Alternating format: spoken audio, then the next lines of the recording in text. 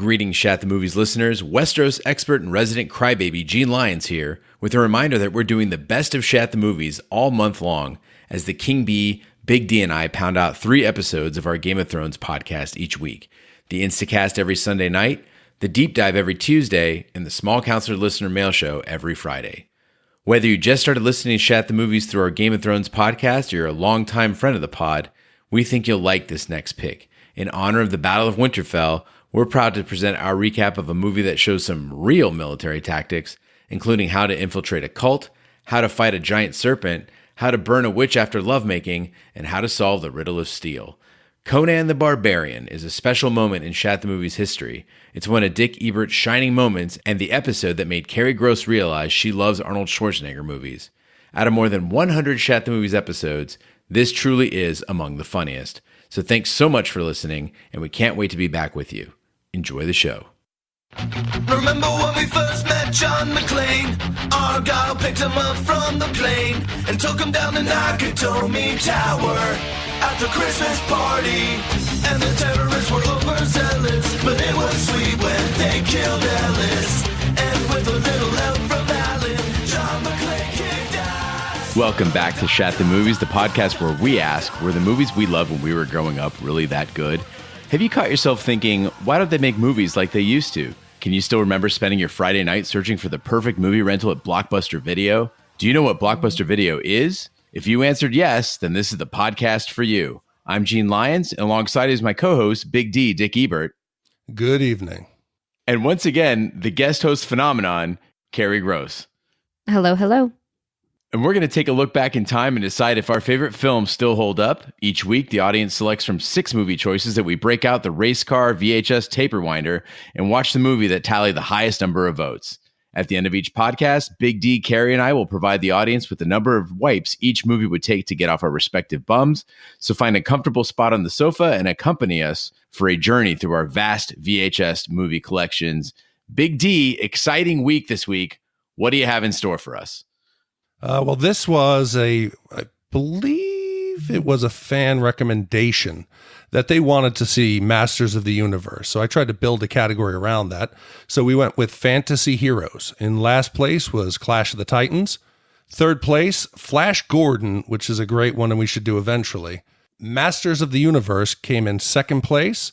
And the winner by an additional 5% was Conan the Barbarian from 1982. Woohoo! Hell yeah. It's funny, when you posted this one up, I really didn't have a preference either way. I mean, I knew that I didn't want to watch Masters of the Universe because it was really a movie that sort of ruined the genre for a while. If you notice, it was on the tail end of that trend, and then nothing was made for years after that.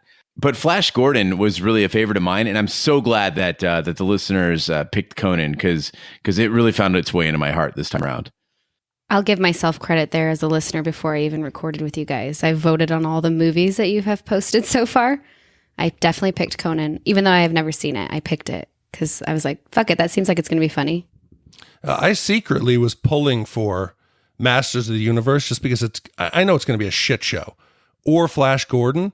I was not expecting anything of Conan. I thought it was going to be kind of what you think of Conan if you haven't seen it. You're going to think it's just this dumb meathead, violence. There's not going to be much thought behind it. I sat and started watching this, and thank God, thank you listeners. This was a pleasure to sit down and watch. Yeah, walking into this one, I think I said this to Kerri. I said, after we watched Casino, I said, well, next week's going to be a cakewalk. We're just going to have this shit movie that we're going to rip apart. And I start off and I go, am I being too optimistic as this movie starts out? Turns out, no. So I hope people stick around and listen to this one. If you've poo-pooed Conan, if you haven't seen it before, let us give you the reasons to watch it because it's really quite good. Yeah, so also I want to thank everybody who takes the time. This one, again, we had 1,100 people vote. So if you want to vote for what's coming up, it's shatthemovies.com/vote. So I added today natural disasters. So the 6 movies are Dante's Peak, Volcano, Armageddon, Deep Impact, Outbreak, and Alive. So those are on the website, ready for vote, and we have 11 weeks of movies up there. Keep writing them in. We've gotten some great suggestions, and I'm going to try to catch up and add them all this week. All right, so this week's movie, Conan the Barbarian, is a 1982 American fantasy adventure film directed and co-written by John Milius. The film stars Arnold Schwarzenegger and James Earl Jones and tells the story of a young barbarian who seeks vengeance for the death of his parents at the hands of Thulsa Doom, the leader of a snake cult. In case you were wondering, while watching this movie, Schwarzenegger did perform most of his own stunts, and the editing process took over a year, and they actually cut a lot of the violence out of it because it was deemed too violent a film. It was a commercial success for its backers, grossing more than $100 million at box offices around the world. But that is short of being considered a blockbuster. So this is still in the pantheon of blockbusters. This falls into more of a big movie than a blockbuster, even though it has quite a cult following. Yeah, one of the things I learned, we're doing a little research that I was shocked, was Oliver Stone wrote the first version of the screenplay for this. Then I found out afterwards that his entire script got scrapped because he had it in the future after there's been some kind of a civilization has fallen and it's going to be desolate with creatures. It would have cost $70 million in 1982 money. So they said, this is going to work. So they brought in John Milius, who ended up writing and directing it. But when I saw Oliver Stone's name, I was like, okay, maybe there is something here. Yeah, I saw that he wrote that script, and my favorite genre of film is like dystopian, futuristic, rundown world. And even with that in mind at the beginning of the film, at the end of it, I was like, I would totally pay to see a remake of this, but set in a futuristic dystopian setting where there's like children being imprisoned and their families being murdered by this like snake cult leader and like maybe more cannibalism. So plant that in someone's head that they need to remake this movie, but dystopian futuristic instead of medieval time. Before any readers' heads explode, I do want to say we're aware of the remake with Jason Momoa, and no, not that. We're talking something much better than that. Big D, where were you when you first saw Conan the Barbarian? So as you so eloquently put it last week, I'm the old man on the podcast. Back in the day when this came out, I was 9 years old, and I was far too young to sneak into an R-rated movie. So I had to sit, and the highlight of the month when my parents had cable was they would come out with, it was HBO, and it was the movie channel had a movie guide that you would get the first of the month. And it would show you all the big movies that were coming on. And I remember it vividly, so much so that I today Googled it to look it up. And it was the Sword and the Sorcerer, Star Trek The Wrath of Khan, and Conan. So I remember, and back then, it didn't come out right away or a couple months later. You had to wait almost a full calendar year. So this was when I finally saw it. It was in 1983, a year after it had come out. And I got to tell you, I was excited, almost as excited as I was today to rewatch it. Yeah, I wish I'd had that same degree of excitement as you, Big D. I remember it being on like broadcast channels when I was a kid. So in Arizona, we had a lot of local broadcast channels that you kind of flip through on the TV, and obviously it was heavily edited, and it didn't really interest me that much. It just seemed kind of corny, but I think they took a lot of the good stuff out. But as an adult, one of my friends showed me a clip of the What is Best in Life scene, and I immediately was like, I got to watch this movie. Like, the writing is so surprisingly good and clever and true to the material that, you know, you can't really scoff at it. It starts off as like, you know, it's got that sound of an old movie, the sort of a Spartacus kind of sound to it, but the writing is super current. So I absolutely loved it. And often when people show you like, hey, here's some clips of this movie you got to see, often it's the best clips of the movie. I think with Conan, it acts, you know, kind of in reverse. The clips make it look dumb. You don't get the whole picture. So when you see him punching a camel or you see him, you're going to expect that it's going to be just a clown show, but it's not at all. Don't ever show people a clip. Sit them down and make them watch it. But what about you, Junior Kerri? Did you go diving into the $5 bin? No. Apparently, it's very, very easy to watch this movie for free on the internet. But I was going to ask you guys, since you saw it on TV, how does this movie translate on TV? Is there just no orgies? The whole movie is orgies and porn, like softcore porn and like sweaty bodies. How was it on TV? On HBO, it was As You See.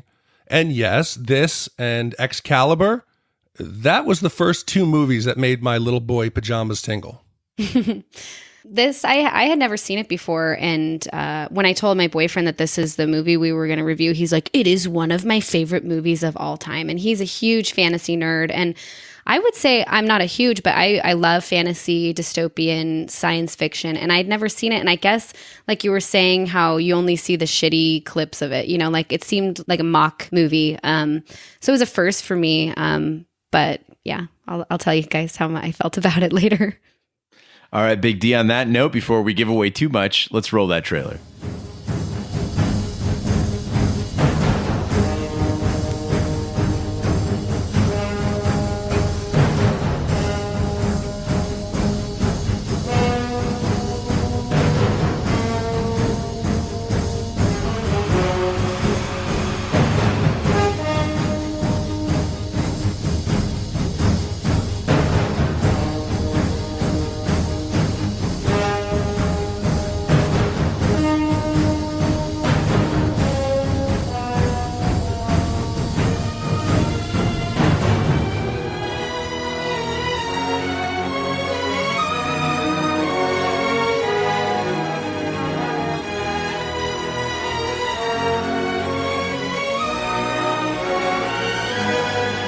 As we speak, my daughter travels east to Thulsa Doom and his mountain of power. She is to be his. Only the girl. We kill Thulsa Doom another day. You have come to me, my son. Who now is your father if it is not me? Look at the strength of your body, the desire in your heart. I gave you this.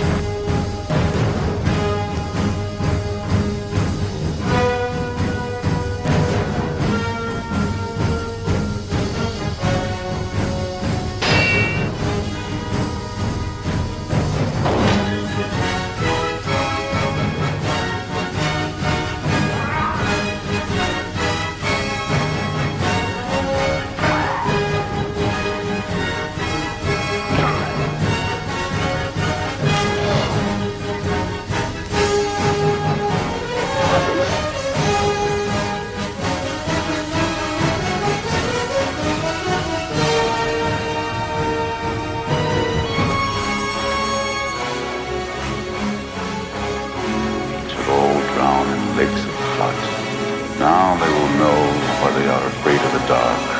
Now they will learn why they fear the night. A sword is forged by a blacksmith who then shows it to his young son Conan, as he tells him of the Riddle of Steel and the importance of metal to their people, the Cimmerians. The Cimmerians are massacred by a band of raiders led by Thulsa Doom. Conan's father is killed by dogs, and his sword is taken by Doom to decapitate Conan's mother. The children are taken into slavery and then chained to work a large mill, the Wheel of Pain. Okay, so no longer is the excuse, oh, it was the 1980s, technology wasn't there, special effects weren't where they are today. That's bullshit. This movie destroys half of the movies we've done's excuses. Okay, this movie opens, the opening credit sequence, it's simple and effective. You've got the sword being forged in the fire. You have an epic score. It couldn't have cost anything to make, but it's so effective and compelling. The story just drags you in. So I don't want to hear anybody say, oh, it was limited, because this movie did it on a shoestring budget, and it was a compelling story from the first moments. Yeah, you're absolutely on point, Big D. That opening score and the sword forging it was just flat out exciting. It was beautiful, powerful music. And I love that they used that black backdrop with only the flames and the forged steel to contrast. I started thinking about, I had to do some research because I was like, these swords look badass that they're forging. $10,000 a piece. The two swords they forged for Conan. Again, just they put the money in the right places. They didn't go crazy with, claymation and CGI and all that crap. They went with what works, and it reinforces that motif of steel in this movie. I thought it looked very theatrical with the costumes and the setting and the backdrop. I thought that it didn't look like this cheesy 80s style movie. It actually reminded me of 60s, early 70s, I'm thinking Elizabeth Taylor, Cleopatra, just almost opera, beautiful attention to detail in the costumes and stuff that I was impressed with it. It all, even when they had that low budget, it all flowed really beautifully. I mean, you look, it was all like real chainmail. The pelts that Conan's wearing and the people in his village, that shit was real animal pelts. Even Game of Thrones, you got Jon Snow wearing that IKEA fake rug that they came out with afterwards, that the production used, these fake throw rugs that IKEA was selling. In this movie, it looks great. The helmets look like they're legitimate cast helmets. Everything looks great. And I don't know how did other movies just fall so short? I don't know if everything looks great. So there was that scene with Conan and his father, and you've got that green screen background of the sky. Oh, yeah. That, I mean, what I don't get is that they shot so many open field scenes. What was that all about? Like, it was the one part where I was just like, it distracted me from the badass Riddle of Steel. And again, that whole idea that he's talking about, like, you know, this you can trust. I was like, that's actually some pretty good writing. It made an impact on me. I think that happened because the original intent of John Milius was to have Arnold Schwarzenegger do all the narration throughout the story. But when Universal started hearing the dailies, his accent was too heavy and his English wasn't up to snuff. So they eventually switched it over so that Mako becomes the narrator. But I imagine that maybe in that first scene, there was some narration that Conan would do over the forging in his father. So maybe it seemed like it was an add-on, that it wasn't originally planned. I don't know. As soon as the narrator started, I was like, is this fucking Mr. Miyagi? Like, is this Karate Kid narrating and then I read that, of course, they wanted Arnold Schwarzenegger, and it just didn't translate very well as narrating the movie. And as you'll see later in the movie, I mean, he doesn't talk very much during the whole thing. So it made sense to have somebody else narrate it. Most of the times I have a problem with exposition. But this, it's effective. They do it just enough to get you in world. We don't need to see 35 minutes of Conan's origin story. And when you pair that with the music, it kicks ass.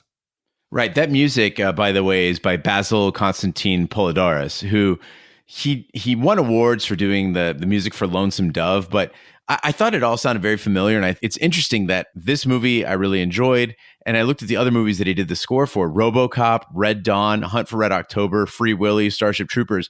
All those are movies that are very moving, and you can't quite explain why. The music tells half the story in this film. You don't even have to have dialogue in some parts, which is not to say that this movie is entirely just setup. There's actually some pretty decent battle in it. It's not like current Game of Thrones level, 2018 summer blockbuster level, but it is superior to a lot of medieval clashes we've seen on film. And again, we're talking about movies that came out after this: Willow, The Highlander, Robin Hood, Prince of Thieves. In this movie, they didn't try to do anything unbelievable. They kind of let chaos reign and they stuck to the basics: stabbing, falling off of shit, things catching fire. And that's not hard to do well. No, and I love that they finally did something common sense that I always have a problem with. Whenever there's a battle going on, and there's always one guy who's like super skilled, like he's the best swordsman, and he's just slaying people left and right. Why doesn't somebody else go, hey, everybody go kill that guy instead? So it was nice to see that Conan's dad is just kicking ass. And whoever it was that was up on the horseback said, hey, everybody, stop what you're doing and kill that guy. I love common sense, and it worked because Conan's dad was a badass. That's what village raids sound like if they're led by kindergarten teachers. Okay, everybody. Okay, eyes on me. All right, listen, kill that guy. But and again, not only is the battle great, but the deaths actually have an impact on you. We haven't heard a single word out of Conan's mom, but the way that they shot her beheading, you're moved by it. This is exactly what the Empire Strikes Back did wrong with the Wampa battle. Like the Wampa losing a limb, it looks comical because they shot it all wrong. Here, you take the focus off the severed part. You're not focusing on the head, and you're looking at the human reaction of Conan as a boy in slow motion, and then his mother's head, shockingly, just, again, if you hadn't seen the movie before, it's falling right in front of you. I thought it was really powerfully done. I think it's the most impactful death of a mother since Bambi, because it's shot in a way that you don't know. Is Doom going to let her live? Are they going to rape her? He just swings around, and it's silence. There's no sound. And as she slowly falls and pulls her hand away from young Conan, that you could understand why Conan would go to the edge of the earth to avenge his mother's death. Yeah, I mean, that it was shot so beautifully. The slow-mo, the cinematography, his empty hand but can we talk about the first scene with James Earl Jones? He has like some super hipster girl haircut with blunt bangs. I was giggling to myself until he kills Conan's mom. And I'm like, this is not a cheesy 80s movie. This is very serious. Just ignore his haircut. Again, this might be too old for you guys. Have you ever seen Lemmy from Motorhead? Yeah. Yes. Yeah, he looks like one of Doom's henchmen. They look like they're slightly something off in their genetic code. The actors look enough like they've been eating lead paint chips growing up that they fit like they'd be in this Marauder band. But I want to also say, in 82, you got to go back. I don't ever remember seeing an African-American actor put into a lead role, especially as a villain like this. So I went back and I said, I want to look to make sure I'm not completely off base because I'll sound like an idiot, which I sometimes do. And Roger Ebert, who's a film critic, you guys may have heard of him. Never heard of him. In his 1982 review, he actually wrote this. He said, "The villain is played by the fine black actor James Earl Jones, who brings power and conviction to the role that seems inspired in equal parts by Hitler, Jim Jones, and Goldfinger." The fact that Ebert had to make it a point to say a black actor shows you how far ahead of the time this was. Yeah, and what was great about it is that James Earl Jones, as ridiculous as, and all the characters in this, they can look ridiculous, but somehow they're so committed to the roles that you just accept it. Like, you're like, okay, I get it. And he's a complex villain in the sense that he's not like he evolves throughout the movie, right? He's not just some big, strong force, but rather he's like kind of confusing. He's mystifying. What is he all about? So I don't know. I really enjoy James Earl Jones in this role. Also, if you're a fan of Schwarzenegger, you've probably seen Pumping Iron, the 1977 docudrama. Have you guys seen it? I was working in newspapers when Schwarzenegger was running for governor of California. So they trotted this movie out in attempts to, kind of stymie his campaign, and it did not work. It made him more popular. Yeah, well, he actually tried early in the 90s to try to buy back because it was only on VHS. So he tried to get as many back as possible. I think it was 95. I found one on eBay. It is gold. I mean, it is Schwarzenegger and his little buddy, Franco Columbo, who just cause havoc. And it is really, you see Schwarzenegger. He's like, when I'm lifting weights, it's like I'm coming. When I'm out in the show, it's like I'm coming. I'm just coming all the time. And he's got his little buddy, Franco Columbo. You know the little like elf scout when they first attacked the village? The guy who looks greased up and he just doesn't fit the rest? That's Franco Columbo. He gave him a little cameo in the movie as the scout. I thought you were going to say it was Danny DeVito, and then they later went on to make twins. Oh, hell no. Franco Columbo's a big dude. I was reading when I was researching the movie that when he became governor, that he actually had one of the swords like hanging behind his desk with a quote about Crom. Like, as the governor, he's still carrying his Conan sword on his throne. But on the lines of, references to the movie, I was reading that director John Milius was in the Frank Frazetta documentary. If you guys are familiar with him, he's like the king of fantasy art, and he did a lot of like book and movie covers. But a lot of the specific scenes in the film with women that are like chained with cheetahs and snakes are actual recreations of his paintings. And I looked some of them up, and they're pretty spot on and pretty rad. Yeah, during Wizard World in Chicago, there was a Frazetta gallery, and I got to go in there and looked at it. And I wasn't really familiar with his work, and I was like, this all looks like Conan the Barbarian. And you say that in the middle of a comic book convention, like everybody turns around, they're like, oh. But yeah, it's definitely, it's a direct, they stayed very true to this and to the 1930s comics that really spawned Conan, which have a very strong, the King Bee tells me have a very strong connection with Lovecraft. It was kind of like, almost like Lovecraft fan fiction. So a lot of the enemies and monsters that Conan will encounter throughout his tales exist in the Lovecraft universe as well, which makes it gives it incredible depth and kind of makes this, there's little cool nods here and there. That's what I've always admired about a lot of science fiction and fantasy is there's so much commitment to like building the universe that they exist in, and like made up languages and characters, and I just really appreciate that they spend all that time building it up to be what it is. So Conan evolves into adulthood. He becomes a massive man. He's trained to be a gladiator, and he wins countless fights, and he's freed. So as he's freed, he's chased by wild dogs, and he seeks refuge in a warrior's tomb where he retrieves an ancient sword. Conan wanders the world, encountering a prophetic witch, and then befriends a thief and archer, Subotai. Again, they're super efficient with storytelling. To explain, how does Conan, number one, survive? It's a simple explanation. Conan is strapped to that giant grinding wheel. That's how he becomes so big. And then they start using him in human cockfights. So he's trained in the art of fighting. That's how he becomes proficient with the sword. It all makes sense. There's no need to stretch it out. And how badass was that giant wheel? That grinding wheel he's pushing? They actually built that somewhere. Yeah, the Wheel of Pain. Everything's a something of something in this movie, by the way. If you ever want to write a fantasy novel or film, you do the Wheel of Pain, the Temple of Set, the Riddle of Steel. Like, just put "of" in front of in between any two words. The gene of Shat, and that's all you need. It's suddenly a thing. The hair of Conan. Hair of Conan, by the way, when he's pushing that wheel, I'm like laughing at his hair. Nope, that's actually Arnold Schwarzenegger's hair. That is not a wig. Speaking of real things, apparently all those dogs chasing him were actually like very vicious dogs, and he was really running from them. And you can YouTube, there's like an outtake where he trips and falls when he's running up those rocks and is like attacked by one of the dogs. Like, he's actually running for his life from these fucking dogs. That's real commitment. Yeah, this is back in the day. I guess the ASPCA wasn't around, or just wasn't as strong. I mean, Conan is punching a fucking camel. There's those dogs. The vulture scene on the tree, that's a dead vulture. So the love of animals really wasn't around in the early 80s. Yeah, I bet PETA shit a brick over this film. Every fucking character in this movie is draped in fur and leather. And then apparently all the blood in the movie they collected from local slaughterhouses. None of it was theatrical blood. It was all real blood.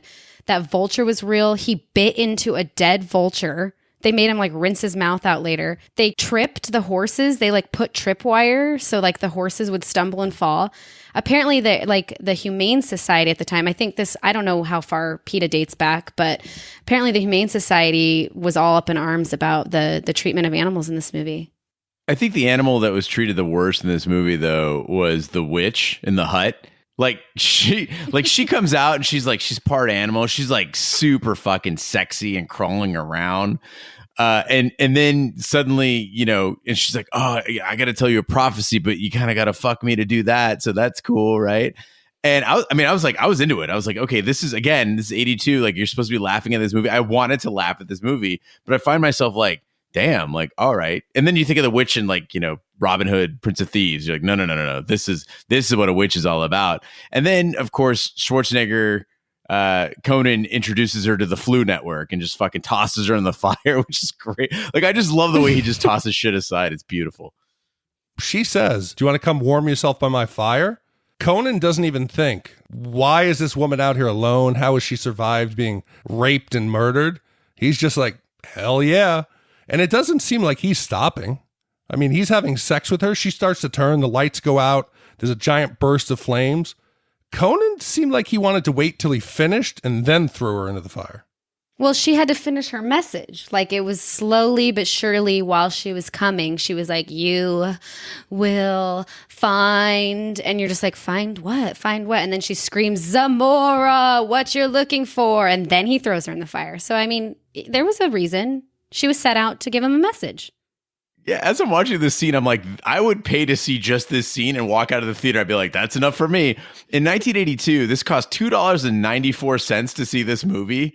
If you told me, hey, $3, Gene, you can see an escaped bodybuilder gladiator fuck a shape-shifting witch and then throw her into a bottle rocket fire, I'd be like, fuck it, sell me a ticket.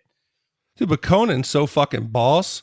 He kills her and just sleeps there. He didn't even fucking think there's a trap in the house. He just fucking racks out in this witch's house that he just set her on fire and she burst into flames. That was improvised. "I'm going to go to sleep." And he wakes up the next day refreshed, no concerns. Yeah, good for him. It's important to point out. It's important to point out that the witch did not pop his cherry, though. Like, he'd fucked before. Yeah, I mean, when Conan's forced to breed, that scene where it's like some young girl that's just given to him and they're told to breed. I'm thinking, how many fucking dudes in the 80s jerked to this medieval rape scene I mean, he's not today's hero, right? He's not that guy that's doing he's a barbarian. That's exactly what he is. And so when he's asked in that scene, what is best in life? This is not the way a hero talks. To crush your enemies, to see them driven before you, and to hear the lamentations of their women. Like, that is some brutal shit. But he's a fucking barbarian. Like, that's what he is. Now, he's a barbarian on the right side of things, but he's still not pulling any punches. Yeah, but I want to go back even to what Kerri was talking about, the sex scene when they give him the female to mate with, that they were breeding him. Today, we expect that our hero is going to do the right thing. And when he drapes that fur over his shoulders, I was like, oh, Conan, are you really going to fucking sit down and save her? Or hell no. Conan takes her, throws her on the ground. The creepy part why I'd say this is not whacking material is that whole group of people standing at the cage, looking in, oh, what's he doing? Watching him. That made it creepy. Apparently voyeurism dates back to the medieval times. This is before the medieval times. This is primeval times. Is this Middle Earth? No, shut up. Don't even go there. Hell no.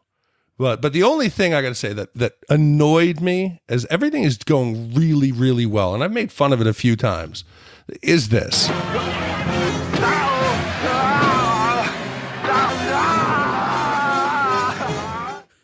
What is that? That's not even it's obviously ADR, but they could have had him screaming.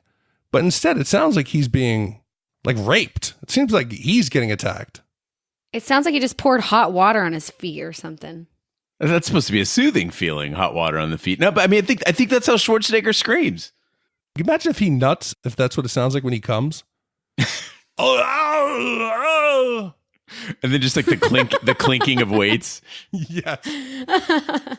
So following the witch's advice, Conan and Subotai go to the city of Zamora to seek out Doom.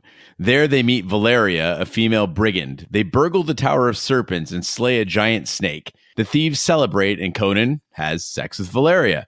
The city guards capture the trio and bring them to King Osric, the usurper, who requests they rescue his daughter. So Subotai and Valeria are like, nope, we refuse to take up the quest. Conan sets off alone to the Temple of Set.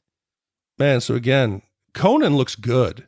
When he's swinging the sword, it looks like it's actually a skill that he possesses. And found out that he did train in weapons, martial arts. He even learned to ride a horse. He was doing climbing techniques, and he had to learn to fall from 15 feet. Because you said they had some stuntmen. They could not find stuntmen to replicate Schwarzenegger's body. So he did almost all of these stunts. And also, we made the comment about in Predator 2 about Danny Glover. The way he moves around, his locomotion seemed kind of wonky, like there was something wrong with him. Arnold moves around with grace. He's a bigger guy, but when he's stealthy, and then you also have, what's the other guy's name? Subotai. Yeah, Subotai, he walks around, he's fleet of foot, he's quiet. The actors made it all seem believable in the way that they physically embodied these characters. I read that they asked Schwarzenegger to actually drop a few pounds of muscle because he was too muscular. So he did all that training, but also had to drop all the muscle that he'd been doing bodybuilding because he wasn't able to actually lift the sword up over his head. I mean, it's a big ass sword, and he's got to move it around a lot. And he's not the only big dude in this movie. There's a lot of huge dudes that also move quite well. What I really liked is you mentioned Subotai, we mentioned Valeria, all these characters that are coming in and they're forming fellowships. They didn't waste any time with that, and it reminded me a lot of a Disney movie where it's just here's a character, okay, now they're working together. That's that. And at this point in the movie, you start to realize this is going to be a frantic 2 hours. You're not going to catch your breath at all. It's just go, go, go. And after seeing a movie, like Casino last week, this is really refreshing because I saw 2 hours and I'm like, shit, another, fairly long movie, but this 2 hours flies by. Can we talk about the snake cult of Thulsa Doom? I was reading that it's modeled after the flagellants. It's actually a true cult that arose in Germany during the Plague of Death around the 14th century. They sought out atonement for their sins by vigorously whipping themselves in public displays of penance. And you can see some of the characters when they show this first scene of the cult members that are wearing these white gowns with the white hoods. And some of them are actually whipping themselves. So I found that pretty cool that he was pulling from, things that were pretty realistic. I like how Kerri's like, I thought that this historical reference is really interesting. And I'm like, that giant snake is cool. Like that snake, the texture, the scales, the meatiness of that thing. It was so impressive. And again, you're like, this is 1982. And we've seen movies after this that, didn't quite stack up. And that sword through the jaw, it was just such a pleasure to watch. I was really into this fucking snake. Yeah, but then fucking Arnold gets in like a headlock and he's like punching the snake in the head. It could easily have become ridiculous, but that shit was hilarious. And we talk about the budget, right? So the director, John Milius, he's renowned in Hollywood for just being a fucking wild man. Like he wrote Apocalypse Now, he wrote Conan, he wrote the series Rome, he did the original Red Dawn. He's a fucking wild man who the Coen brothers, they actually are friends with him and an admirer. They modeled, the Big Lebowski, Walter, the crazy ass Vietnam vet. Yeah. He is based on the real John Milius. So when they filmed this scene, they didn't have money for an archer. So John Milius goes, fuck it, I'll do it. He goes out there and he's the one firing the arrows into the snake. And Arnold is like 3 feet to the side. That shit wouldn't go down today. And no other director or writer would fucking have the balls to try that. Side note, speaking of arrows, I don't know if I've ever told either of you this story that I was shot in the face with an arrow when I was 6 years old and I almost lost my eye. Was it John Milius? No, it was just some kid jumping on a fucking trampoline with a bow and arrow. And right when he jumped down, I was swinging on a hammock. The hammock came up, bow and arrow, right to the face. But I almost lost my eye. I had to wear an eye patch all of second grade. Shut the fuck up. I swear to God. God help that fucking kid if he ever flatlines. It's just going to be fucking Kerri with an arrow in her head. Remember me, bitch? No, but the worst is that's before YouTube. If somebody had that shit on tape, that's like a fucking giant Rube Goldberg machine. You got the kid on the trampoline, he trips, knocks over, hits a guy with the bow and arrow, shoots you in the face, you have an eye patch. That's gold. It would be on that Instagram Kids Getting Hurt. I don't know if you've ever watched it. You probably don't because you've got a kid, but I don't. And I find kids getting hurt funny in a safe way, like not CPS getting hurt, but like kids tripping and falling and crying. It definitely would have made it, but nobody was videotaping it. I almost lost my eye. And every time I see any bow and arrow scenes like that, I have PTSD. How old were you? 6 or 7. I was in the second grade. Yeah, I bet that eye patch made you real cool in school. Yeah. So I feel like I missed something here when I was watching the movie. Again, very few complaints about this movie, but I had to rewind a couple times and I still can't figure out the mystery. What did they burgle that left them so rich? Like they seemed to leave empty-handed from the temple and then suddenly they got all this money and gold and shit? No. They left with that giant-ass ruby. Yeah, not only that, they went downstairs. Arnold took the sigil, which looked like it was made out of emerald or maybe, what is it? What's the green stone? It looked like it was made out of jade. Yeah, so it's like a jade, the two snakes. They steal the giant ruby, but then Valeria was up on the floor above stealing the jewels. So when they sit down in the bar to share their spoils, that's where she dumps out all the smaller jewels and he puts out his. Okay, that makes more sense. I was completely confused by that. What I did catch, though, was the fact that they were fucking getting high off their asses, which, again, these are not the heroes you're looking for. They're amazing people. Like, they're fun. When I saw that when they were doing hallucinogens, I'm like, I could definitely pause this movie, get stoned, start it from the beginning, and really, really enjoy this fucking movie. I felt like the scene with the snake, as I was watching it, I'm like, I'm sober, and I'm loving this scene with the snake. Imagine in the 80s, like, kids getting stoned out of their minds watching this shit. Like, that is what fantasy movies are so good at doing. But I don't think I picked up on it. I even texted Gene. And I'm like, are they tripping balls and scaling the wall of the snake tower? That to me, if I'm going into battle, I'm going to, rob the organization that killed my parents. I want to do it clear-headed. Doing hallucinogens. I mean, he's so fucked up. He punches that camel. He's screaming at the women in town. They're all sluts. He's out of his head. But then it reminded me of college. Have you ever played, volleyball inside of a racquetball court? Wall ball or handball or whatever? Correct. Yeah, it was called volleyball. We played intramural sports in college, and I remember it was the championship game, and we thought it'd be a great idea to pound a handful of mushrooms. Now, you would think it would make it a mess, that we did poorly. To the contrary, it became the Matrix. I could see the angle deflections before they happened. We wiped the floor with them. So maybe the drugs actually helped Conan's performance. No, I would have just been petting that snake for like 14 hours straight. I would have not gotten anything done. So are you? So do you have a snake obsession? Like, are you a part of this cult? Because I know that you were mentioning like you're really into the dagger and shit like that. Like, was the aesthetic of the cult working for you? I love all things cult. And that's why I felt like this didn't seem 80s. It seemed like it was set in like that 60s. That's when cults, 60s, 70s, the Charles Manson, all that. I love that kind of occult stuff, I guess you would call it, right? You call cults a cult. That's right. I'm terribly afraid of snakes in real life, but I love art that depicts snakes. And I actually have an obsession with that. I love the Ouroboros? Ouroboros. Borealis? The lights? No, the Ouroboros. Ouroboros. Yeah, Big D, you know about that. It's a snake eating itself. Yeah, you know about it if you'd ever done a podcast about Westworld. It's like the symbol of the snake eating itself. And I thought that dagger that the king is holding up was fucking badass. It was like brass knuckles, but kind of like an Ouroboros. Ouroboros. The fucking listeners are going to slay me on this. Okay, no more wine before the podcast. That's the new rule. But here's my question for you, okay, as a woman. If you enjoy the cult, when you're watching it, the only option for you is to be one of the women topless wearing like that little toga diaper. You don't see any female members. So like when you're watching this, are you like, fuck yeah, I want to be one of the virgins up there. I want to be in my little robe. Or are you thinking that you want to be one of the mullet bang wearing badasses? Yeah, I want to be one of the mullet badasses. I want to be a cult leader. I want to wear the white robes with the painting on the side of it.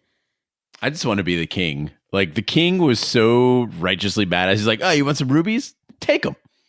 Yeah, like how the fuck, like Max von Sydow? He's amazing.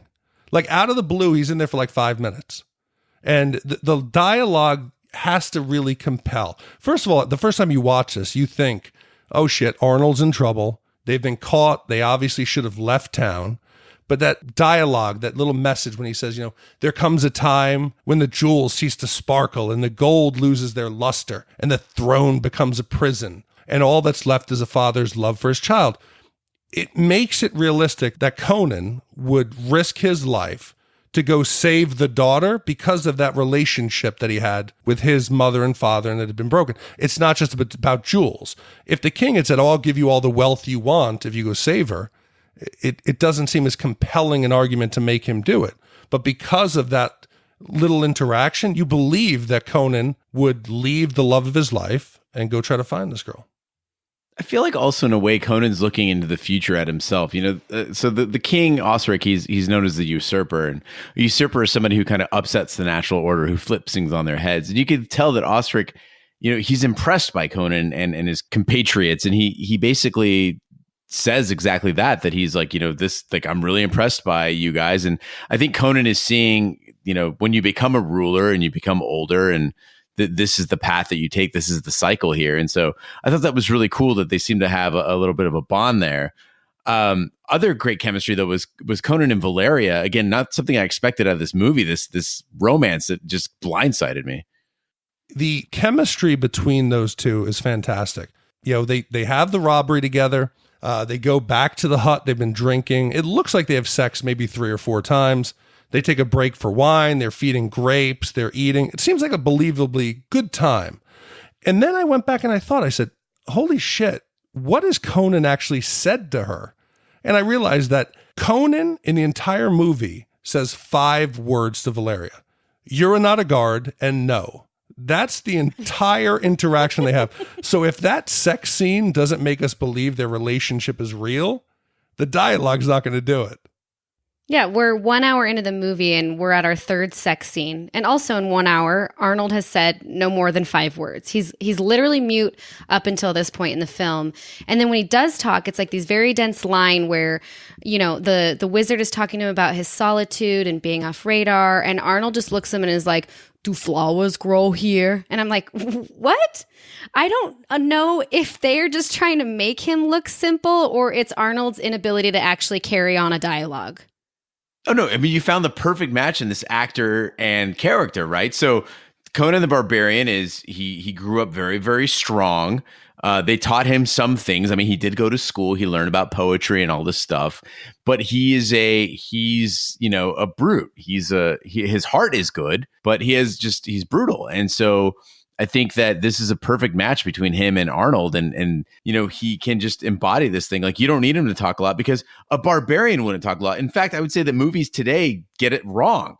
They have these characters that are supposed to be a barbarian or the Hulk or whatever they are, and they're just overly verbose. It's all one-liners, and it's like, no, this guy wouldn't talk much. I think also when you don't say much, you're mysterious. It's like when I was single, I used to think people do more to talk themselves out of getting laid than they do talking themselves into getting laid. If you just shut the fuck up sometimes, you seem mysterious. But when people start talking too much, you figure people out right away. And I think Conan's lack of, or not a real strong grasp of the English language helped him. Because for as little as he says, I think this is one of his better performances. I feel like you should have advised me a little earlier in life, Big D, because, I'm walking around, over 6 feet tall. I've got the long black hair, the dark clothes, and I'm mysterious until I'm like, hey, so I've got a podcast, and also I volunteer at the dog shelter. And also, I host a video game league night. And do you like watching soccer by any chance? Just post selfies of yourself brooding at the the senior prom in the corner. Girls will eat that shit up. Yes. Disguised as a priest, Conan infiltrates the temple, but he is discovered, captured, and tortured. Doom lectures him on the power of flesh, which he demonstrates by hypnotically enticing a girl to leap to her death. He then orders for Conan to be crucified on the Tree of Woe. Conan is rescued by Subotai. The wizard Akiro summons spirits to heal Conan and warns that they will, quote, exact a heavy toll, which Valeria is willing to pay. These spirits also try to abduct Conan, but he is restored to health after Valeria and Subotai fend them off. So I got to start with Conan's infiltration of the cult. I got kind of a homoerotic vibe from the Catholic or from the priest. And I had to look it up, and I was like, wait, this is like pre-scandal, right? Nope, wrong. The Catholic pre-scandal had actually had sporadic coverage in the 80s there, right around this time. And so I got this vibe. I don't know if you got this vibe too. Was the point of this scene that Conan seduced the priest? Was that intentional? What world are you in? Okay, I wrote, what the fuck? That priest or that brother sees Arnold all looking big and juicy, and he comes over and says, hi, brother, you're so big and so well grown. You should be proud of your body. He's trying to seduce Arnold 100%. And then Arnold, again, great acting, says, I'm shy. Can we go over here and I'll show you myself? Did the priest think he was going to get a blowjob, or what was he thinking was going to happen there? Well, yeah, as most things religious, I was creeped the fuck out by this scene and this priest. And when Arnold's like, I'm afraid, I'm ashamed. But then he just fucking elbow bombs him and steals his clothes. It would have been better if you see him stripping off the robe and the dude sitting there knocked out with an erection. And how the fuck did Arnold fit in that dude's fucking robe? I know, that's what I was thinking. I'm like, the guy can't fit in anything. And this is like puny little priest. And he just totally walks in, all nonchalant. Nobody recognizes him. Hello, brother. Hello, brother. But look, I'm glad that they did it this way. Arnold, he's a barbarian. He's a strongman. He is not a fucking spy. He is not a ninja. His attempt to get into this cult, to infiltrate it, hasn't been too well thought out. He's carrying around, again, that jade sigil. He's showing it to everyone. Everyone's got to know that was stolen in the robbery at the fucking tower. And he's like, here, brother, showing the thing. And he's walking around, not even trying to blend in. He stole one of the robes that has the orange, adornment on it. So when he is caught almost right away, I was like, thank God. If he actually infiltrated the fucking tower, I would have called bullshit. So is that how he's caught? I was so confused. I'm like, how the fuck did they spot him? I mean, Thulsa's up there in the middle of a speech talking about emptiness and death, and everyone's just starts yelling infidel. I'm like, how do they know? I mean, he's wearing is it the jade thing he had? Yeah, because he's walking and the first two guards let him go. Then he gets to that like waiting pool and the girl says, "What do you see?" And he goes, "Infinity." And she's like, "All right, I guess you can pass." But the next guard actually takes it from him. And that's when he actually walks over and in the background gives it to somebody else. And that's when they kind of circle up and realize who he is. I like that Kerri and I were perplexed by Conan the Barbarian, and Big D had to explain to us the plot of Conan the Barbarian. I feel really dim right now. It's because he's so much wiser than we are. Oh, Jesus. Well, he's got all those years. Yes. But okay, so he gets caught, and then it's not an immediate death for him, of course, and he's very adamant about letting them know. Again, rare lines that are spoken by Conan. They're supposed to have great impact. He says, basically, this is for my mom and dad. I thought he gave it all up way too quick. He doesn't even try to hold in his vendetta. You killed my mother and father. You ransacked the village. I'm here for revenge. Man, keep that shit close to the vest, because when someone knows you're coming for him, you got to kill him. Yeah, but Doom's killed 30 or 40 moms and dads. Like, that's not, he's going to be like, yeah, you're going to have to narrow it down. Which one's that again? This takes us to the point of the movie, though, where it started sort of falling apart for me. And that was after Conan is on the Tree of Woe and Akira, the wizard, is healing whatever. And then the spirits show up to like take him away or whatever. The movie, I think, at this point got a little overly ambitious with the effects. Akiro's constant babbling was just starting to annoy me. I didn't dig this part at all. You honestly didn't like that scene? Yeah, I didn't care for it, no. Dude, look, they obviously didn't have money or the technology. I thought what they did was low tech, and it was simple. They didn't try to draw ghosts. They made it kind of blurry, and it wasn't too clear when they were flying around Arnold. He looked badass even just with all the calligraphy written on him, and they had him wrapped up like a cigar. I thought they did something that was effective with what they could actually pull off on screen. Yeah, I loved the scene with the spirits. I thought, like you said, low budget, but they didn't put any specific visual things that I'm picking apart. They kind of left it elusive. And the way he was wrapped up. Have you guys ever seen that Ingmar Bergman film where the guy draped in the black thing plays death and he plays chess with that guy? I thought that he looked like death wrapped up like that. So I don't know if he was pulling from that, but if it wasn't a reference, I thought it was. I loved it. And I love that, Valeria wakes him at being like the most romantic thing I've ever heard. She says, "All the gods, they cannot sever us. If I were dead and you were still fighting for your life, I'd come back from the darkness, back from the pit of hell to fight by your side." This is when the movie becomes like a romance. If I ever get married again, those are my vows. Get married again? I will come back from the pits of hell and fight by your side. So you're saying that you didn't stand by your first husband and battle with him at the pits of hell? I did. He didn't. Oh, okay. So you let the demons take him. Yeah, the 21-year-old demons took him. So with that line though, I think what's interesting is there's also a bit of foreshadowing there, which I didn't really pay attention to that part. Surprise, surprise. And so when later we see Valeria make a reappearance, I was confused until I actually read the plot and went, "Oh, that's what's going on." So moving on to that part, so. Conan, Subotai, and Valeria, they raid the Temple of Set as the cult is indulging in a cannibalistic orgy. The trio flee with the princess, but Conan is unable to engage Doom, who has, of course, magically transformed into a large snake and slithered away. Valeria is mortally wounded, and she dies in Conan's arms. By using booby traps and exploiting the terrain, Conan, Subotai, and the wizard battle Doom's warriors when they arrive. Valeria reappears as a Valkyrie to save Conan from a mortal blow, and the battle ends with Conan having recovered his father's sword from his enemies, a sword splintered by his own. God, where do we start here? Do we start with the raid, with the orgy? First, the orgy. Right. Okay, orgy goes first. When you were just reading the description, cannibalistic orgy, were they eating each other? I didn't see that. Okay, so it starts off and they've got their zebra stripe body paint camouflage. And I'm like, what the fuck are they camouflaged for? I'm like, is this an IMX concert? What's going on? And I was like, no, It's actually for the world's laziest orgy. And Big D, you and I talked about this, about what the fuck is with in the 80s? They didn't get up in orgies. Everyone was laying down and just kind of slowly writhing. No, you got to hide all the dicks. Because imagine you had like 15 dudes there. Say some dude rolls over and you see, him just all in his majesty, he's standing at attention.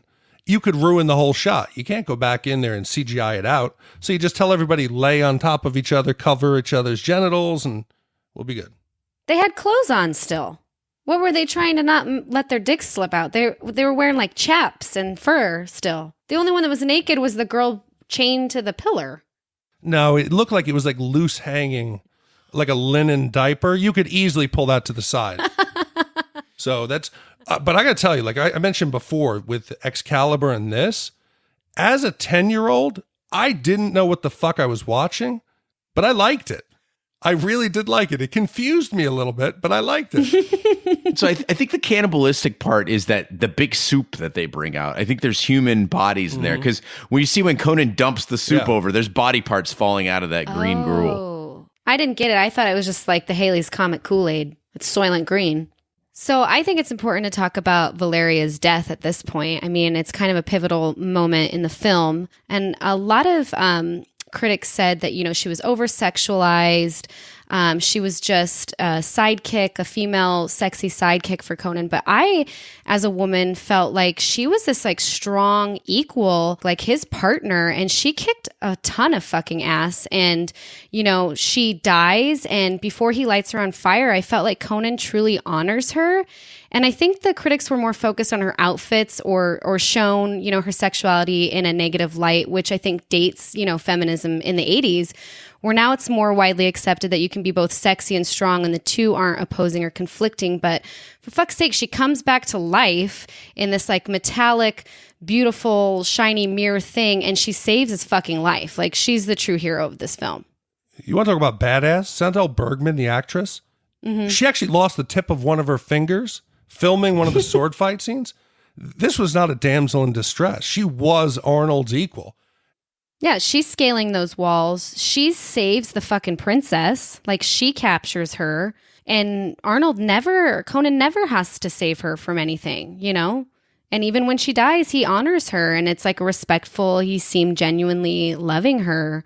So I see what they're saying, that like everyone in this movie is sexualized and skimpy. I'm like, the whole fucking movie's sexualized. It's like a fucking orgy. But they had a perfect opportunity. When Valeria's leaving, she's the last one to leave the temple, and she's trapped. I was like, oh fuck, here comes Conan to save her. No way. She fights off these 4 dudes on her own. They made a point to prove that she was strong. And she does that badass, she slaps the sword on her palm before she runs up the wall and fucking guts that guy. It's pretty great. So Conan sneaks back into the temple where Doom is addressing the members of his cult. He confronts Doom, who receives him with open arms and attempts to mesmerize him, but the barbarian resists and uses his father's broken sword to behead his nemesis. After the disillusioned cultists disperse, Conan burns down the temple and returns the princess. I took this as a change in Conan, in the sense that after Valeria dies, I thought he was going to fuck that princess. And he just was like, all right, let's go. He drew the line. Well, it's a job. He's getting paid. Yeah. The king didn't say, hey, go save my daughter and have sex with her. Yeah, but she's a part of a cult. Like, she's been fucked a million. Nobody's going to know. She'll know. Are you fucking kidding me? It's called consent, Gene. Yeah, okay. I don't think Conan was asking for consent earlier in the movie. So I think that theory goes right out the window. And honestly, I think if he went back to the king and was like, the king would be like, yeah, you're Conan. I mean, I kind of expected this. So now's the time in the movie where we will rate it on our patented Shat meter. If you haven't listened to the podcast before or need a brushing up on your Shat meter etiquette, the Shat meter starts at a score of 0 to 5, 0 being a perfect movie reserved only for the greatest films that we've seen. 5 is an absolute turd. The worst movie would take 5 wipes to get off your ass. Big D, let's start with you. What's your score for Conan the Barbarian? So Roger and I have been debating the last few reviews. I had problems with his scores. So yesterday when I texted him, he's in Toronto, and I said, I think Conan the Barbarian is a top 10 movie. He wrote me back like, what the fuck is wrong with you? And he posted a meme on Twitter about how out of my mind I was. But I think this is. Maybe it's not a top 10 movie of all time, but in the 58, maybe this is movie 59 we're doing, this is definitely in our top 12 movies that we've done. There's something to be said for a good old-fashioned, muscle-bound action adventure. And this is quintessential 80s cinema. It was gritty. It was real. Conan is like primitive. And this movie single-handedly catapulted Schwarzenegger into movie stardom. I think if you want a swordplay flick, they do not get any better than this. And for me, I'm shocked to say, I think it is a one-wipe movie. It was a thoroughly enjoying 2 hours with a story that was equally enjoyable to watch, to listen, and to even talk about today. So I think one wipe. All right, that's one wipe from Big D. I agree with you, Big D. Everything you said, plus this one fact. It took me a long time to figure out what it is that I love about this movie. I mean, obviously, it's all the stuff that you mentioned, the grit, the storytelling, that primitive mythic feel, but there was something else about it, and I couldn't put my finger on it. And then it hit me. This movie, Conan the Barbarian, plays a lot like a great Disney movie. There's an imperfect hero, has something that he's got to solve, some sort of a tragedy. Then you introduce a bunch of memorable characters that are highly marketable very quickly, and they don't all make sense, but that's okay. And then you make the plot so fun that you don't care if it makes sense, right? Like everything's just happening. And then you pepper it with unforgettable scenes. Like you could tell me right now to sit down with a piece of paper and write down every scene in Casino, and I would have some trouble. If you told me right now to sit down and write every scene in Conan the Barbarian, I could write down in detail everything that happens in this movie. And I think that's really important. So you just take that Disney formula and then you just add orgies, beheadings, and womanizing, and you've got Conan the Barbarian. And so it's a Disney movie for adults. I think it's a great formula. It works for me, and I agree with you. It's a one wipe movie for me. Kerri Gross, what do you got going on? I'll say I was a little nervous about, after seeing the trailer. I'm like, here we go, a 1980s cheesy fantasy film that's like super macho, but I fucking loved this movie. I mean, they nail it. This has to be one of the best fantasy movies I've seen. And I'm a huge fantasy sci-fi nerd. I thought it was in the same vein as Dune. And I know some people hate Dune, but I loved Dune. I feel like they just nail it. The costumes, it's not cheesy. You said womanizing in your review, and, people think it's over-sexualized, but I thought they had a very strong female character. And I didn't hate Arnold Schwarzenegger in it. Like, there's Running Man where I'm like, oh God, I just can't with the Schwarzenegger. I can't. They could have put somebody else. But he says in an interview that he feels like he was born to play this role, and he's not wrong. Like, it was definitely made for him. I would watch it again. It's hard for me to give it a perfect score just because I feel like I've seen better movies in general, but for what this is as a fantasy film, sword slaying, I'm giving it one wipe. All right, so that's one wipe from Big D, one wipe from me, and one wipe from Kerri Gross, which is really easy to calculate. I think that might be one of our first unanimous scores other than a perfect score. One wipe all across brings us to an average of one wipe for Conan the Barbarian. Big D, where does that put that on the Shat movie scale? So mission accomplished, for what I texted Raj. That puts it in the 10 spot. It is behind Empire Strikes Back, but it's better than 7 and Coming to America. Yeah, I think that's fair. It is really. What was that? What do you? What was your problem there? Coming to America? The face that I was making. No. The face I was making is that it feels wrong to say a movie like this is at the same level as 7.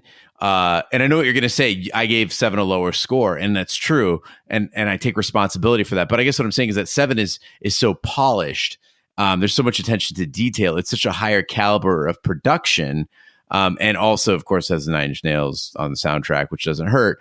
But for what it was, I've seen better procedurals than 7. I've seen few better fantasy movies than Conan the Barbarian. And that's exactly it.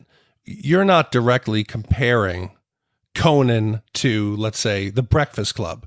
They're so completely different things. But what you have to do is compare it to other movies in the genre. You're never going to be able to compare, like, let's say, Raising Arizona, Home Alone. They're all so different.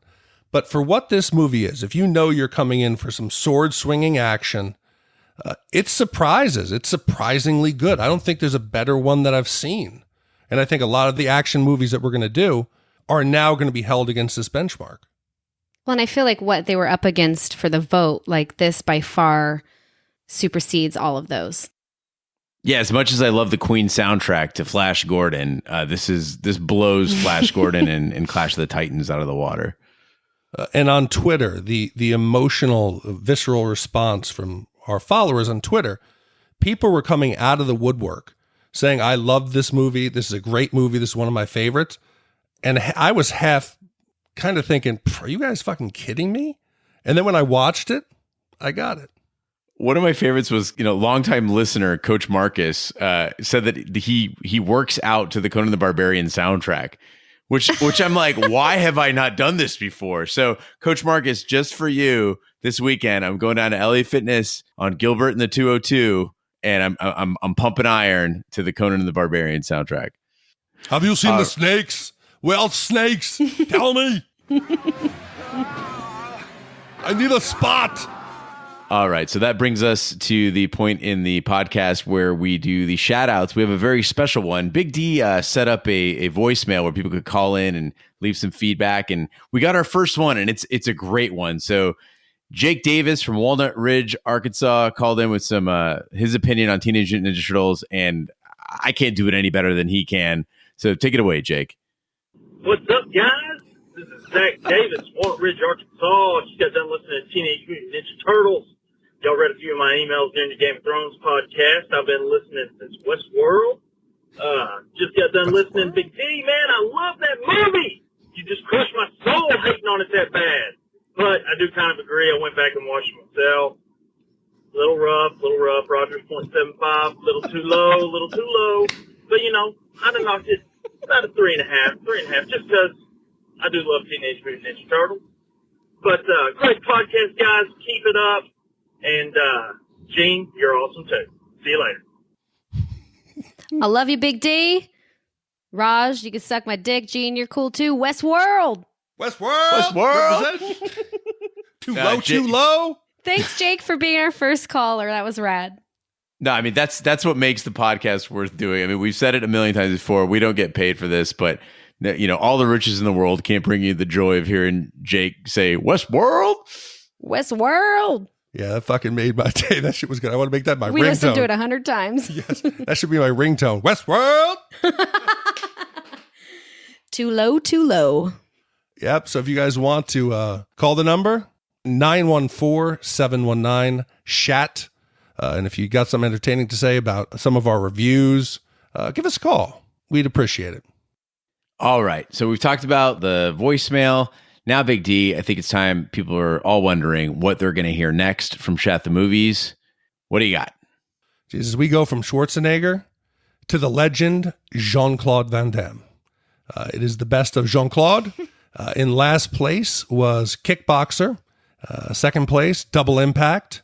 In third place was Bloodsport, and the winner by a very close vote. It came down again. We had 1,000 total votes, and the winner by 9 votes was Time Cop, 1994.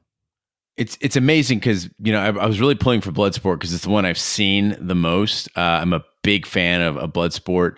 But Time Cop, I feel, gives us so much more material to work with. Anytime you introduce time travel into a movie, it becomes a Shat classic right off the bat. Dude, time travel and Jean-Claude. Do you remember the split he does? Oh, yeah, between the two chairs or whatever? There's water, like, on the floor, and there's the thug with the taser. So the guy shoots the taser into the ground, and Jean-Claude does, like, that split on his countertop on a table to save himself while the other guy electrocutes. Oh, it's going to be good. It's almost as good as his post-coital split in Bloodsport, where he bangs the chick out and then goes to the hotel and just does the splits across 2 pillars. Does he really? Yeah, he's got to cool off his balls or something. I don't know.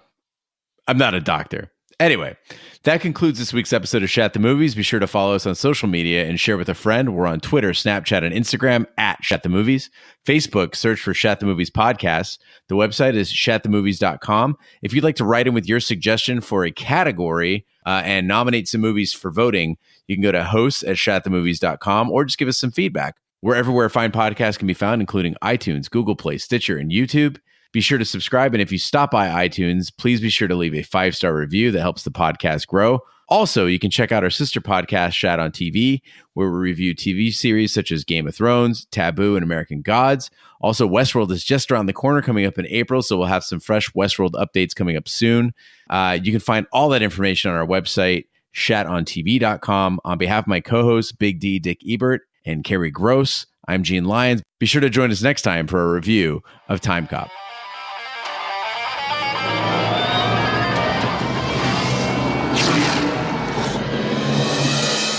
How you doing, partner? Ex-partner. Let me go, Max. I'm not hurting anybody.